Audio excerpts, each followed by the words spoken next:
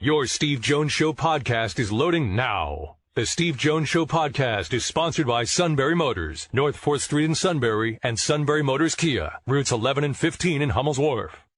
It's like old home week. Joe Lenardi in the first half hour. And now my old friend, the outstanding Sweeny Murti joins us. Hello, my friend. I hope you and that great family of yours are doing well. We're doing great, Steve. How are you, sir? Nice to hear your voice. I'm doing great. Feel great. Got back at 3 a.m. from Iowa. Let's go. Yeah, I actually sat probably like 5 or 6 seats down from Fran McCaffrey at the 2008 World Series. Yeah. He was coaching, I guess, at Canisius, Niagara, one of the Mexicans, I forget which.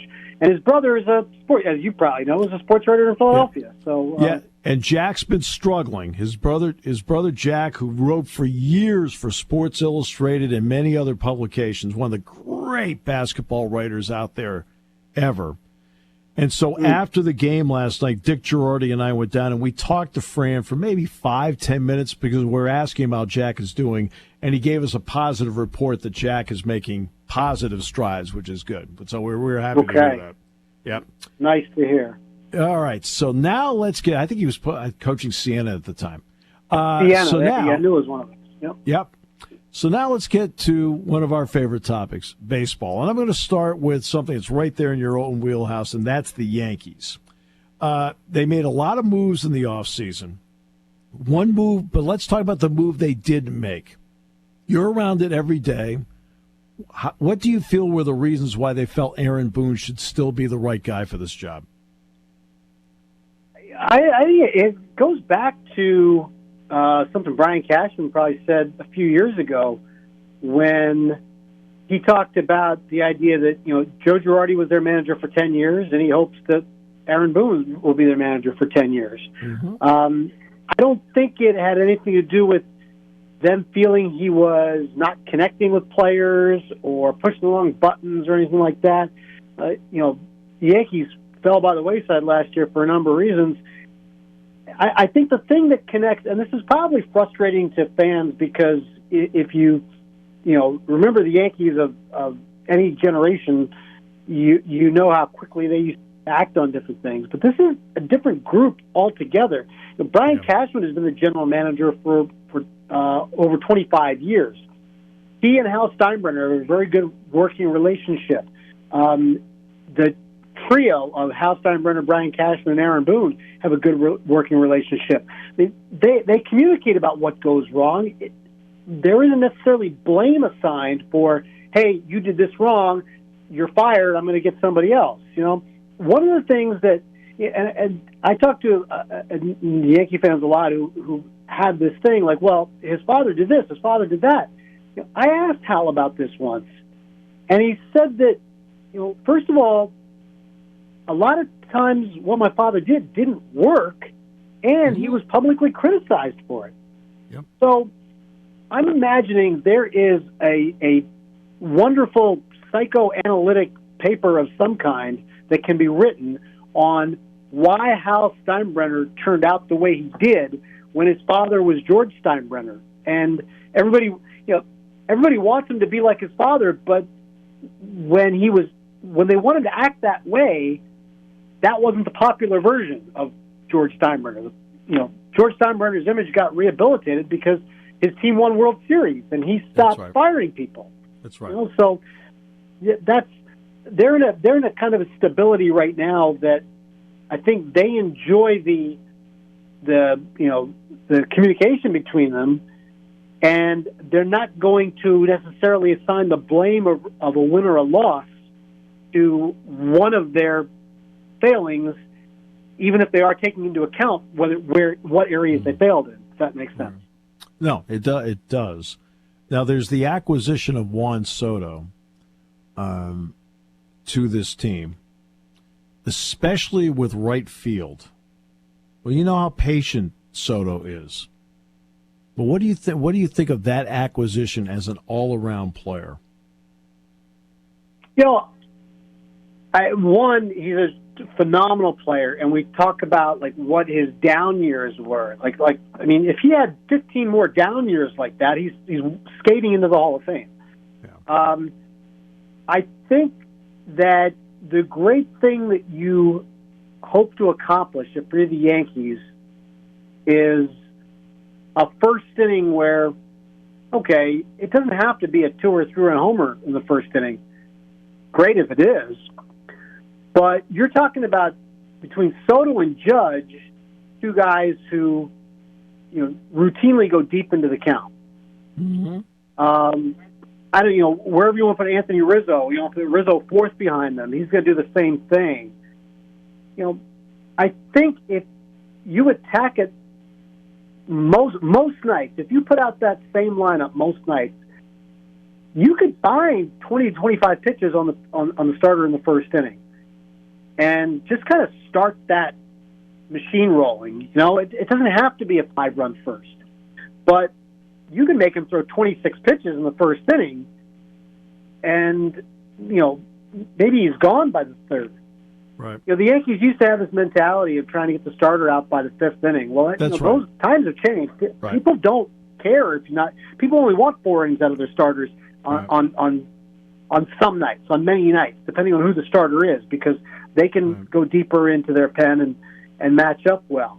So that philosophy of get into 100 pitches and get them out of the ball game, now you kind of have to pounce a little bit if you want to do that, because 4 innings and a team is generally going to be prepared to finish out a ball game if their starter only gives them 4 good innings. But the principle is the same. You just have to kind of step up the timeline a little bit.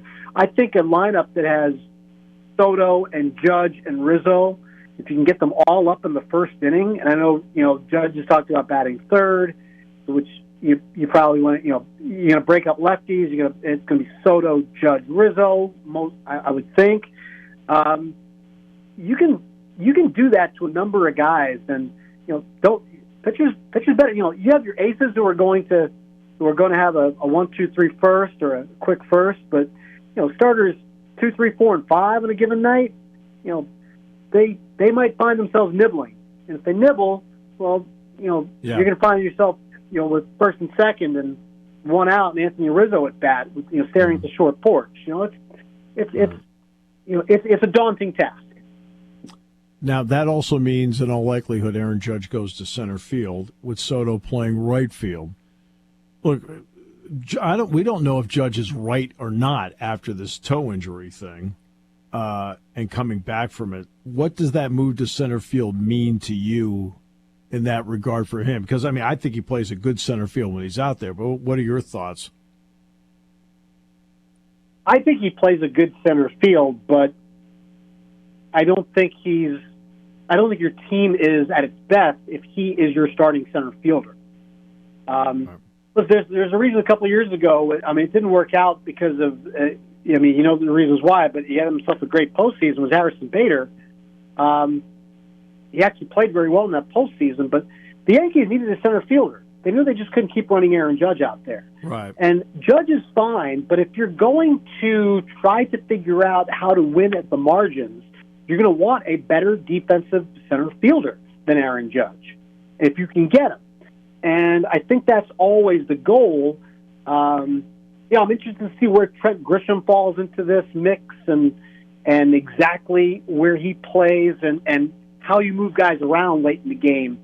You don't want to lose an at bat from a Soto or a Judge if you can help it, but depending on the score, are you willing to risk that at bat for a better defensive outfield? I think it'll depend on situations from game to game.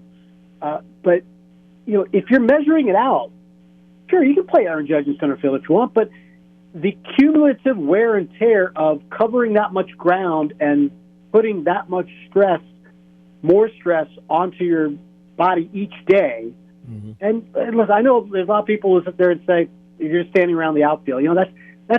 That's what you do in your softball league. That's what you do, somewhere else. It's not what you do in the major leagues. These guys, if you see what these guys look like after they've played 9 innings, you'll understand that they've put an effort into it.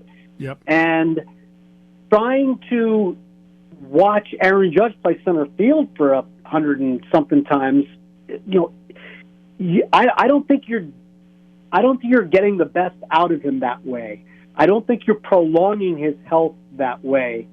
I don't think that you're really putting your best alignment together that way if you can help it. I know you have to get forced into it, and you can do it, but I don't think it was their first choice, and it's not my first choice. You're just kind of, you can't reshuffle your deck every time. You kind of have to play what's in your hand. Baltimore is interesting. New ownership is coming in now, despite the veiled threats they were going to stay in Baltimore anyway. But they have a young team and probably aggressive ownership that can re-sign a lot of those guys. What do you think of Baltimore and the young talent they have? Because they're all not going to be of the same, quote, star power, but they won a lot of games last year. I think that I wish they had taken a bigger swing this winter in free agency, and obviously, listen, they got Corbin Burns from Milwaukee, so that's a big move. Yes, that should certainly help. But I say that because it's really, really hard to sit here and say anymore in sports, hey, this team's young, watch out, their time is coming. Right. That time comes and goes really quickly. Yeah, they're tight windows. Seriously, Steve, 2 years ago, weren't we saying the same thing about the Toronto Blue Jays? Yeah. And now where are they? The Blue Jays are inching closer to losing players to free agency, and it's going to be like, well, what did they do? That is, I think, the danger in looking at teams and saying, wait 2 more years. Man, it is so hard to have everything go right 1 year, let alone back-to-back years. And everybody thinks that, the climb is not always straight up. There is, you're right, they have a lot of young talent, but it is entirely possible that Baltimore struggles with some underperformance, some injuries, some slumps, things like that, and all of a sudden, they go from 101 to 88. And you say, what happened? But then maybe next year they go back to 96, and they're back on the upswing because things worked out. That's why what Texas did last year. Right. Yep. They finished it, right, and you can't always count on our time is coming, wait till next year. The Brewers have been in that mode for a while. What the Phillies' runs have been the last couple of years, they've been great, but you're looking at when you're looking at Bryce Harper in his prime, you don't want to wait till next year. That's exactly right. When the Yankees have Aaron Judge and Garrett Cole, when they sign them for 9 years and 10 years, you're not envisioning the best of them in years 7, 8, and 9. You're envisioning the best of them in years 1, 2, and 3. So go out and win now. And I think that's where Baltimore's mindset should be. That's where I hope it is. I'm pretty certain that's where the manager's mind is, because he knows those kinds of things. But it's going to be up to them to put that urgency on the players. And I don't know if that's going to take maybe some veteran presence during the course of the year, trade deadline, that kind of thing. But just something to push that a little bit and say, listen, it's well and good that you're young and you can see yourself competing for a few years, but also realistically, you're in the AL East. Okay, the Yankees and Red Sox are not going to be down forever. Right. They're going to start swinging and spending like they know how soon enough. So you better win now, which is why it is in a lot of ways disappointing that Tampa Bay was never able to really do that. That Toronto hasn't done that. And if Baltimore misses this window, those windows don't last forever, Steve, especially when you're playing in that same division with Boston and New York. Yeah, and I talk about windows all the time. It's exponentially tighter than people realize. So last question is going to be about the Dodgers. We know what they did in the offseason. How fascinated are you at what the Dodgers can and can't do as they play through 6 months? As everybody else is. I mean, this is a show that we are, no pun intended. We want to watch this and see how far they go because, frankly, you've seen them plenty of times win 95 and 100 games. Mm-hmm. It's only ended in the World Series once. That was in the shortened 2020 season in recent times. Yep. This team has put a lot into it, and listen, frankly, I always believe that sports are. We all love the idea of everybody having a chance and parity or whatever you want to call it, but sports are at its best when everybody's chasing a kind of common thing, and maybe that goes back, to childhood, your childhood, my childhood. We remember different dynasties, and those are sports are always great when you're chasing a common enemy, so to speak. And I think the Dodgers being that right now is good for the sport, is good for baseball. A lot of interest in what they're doing. When the Yankees and the Dodgers are good, and the Red Sox and the Cubs and everybody else, sure, some people are going to roll their eyes, but check the TV ratings. People are watching when those teams are in. There's interest when those teams are in. When Sports Illustrated used to be a thing, they were on the cover a lot. That's where the Dodgers are right now, and they have they have the best players, the most fascinating players. When you're talking about Ohtani and Betts, and I think you just want to see what they can do on a stage, and if they can complete this, it's fun to watch. They're a good baseball team. Are they going to win 100 games? Are they going to win the World Series? I don't know, because that's not how the sport works. 6 months. All the time. But I'm going to enjoy watching it because I'm a fan of the sport and great performances, and I'm not one of these guys who's going to root from the fall of their face. Man, I'm going to see Betts and Ohtani play in the playoffs and see what they can do. No disrespect to other teams. If they happen to beat them, great. But you watch sports because you want to see greatness. Yeah. What could be better than seeing the stars, the biggest stars in the sport, in a playoff environment, seeing if they can perform? Well, but there's another element, too, and I'll just leave it as the last comment. People will tune in for a couple of reasons. One, they are rooting like heck for you.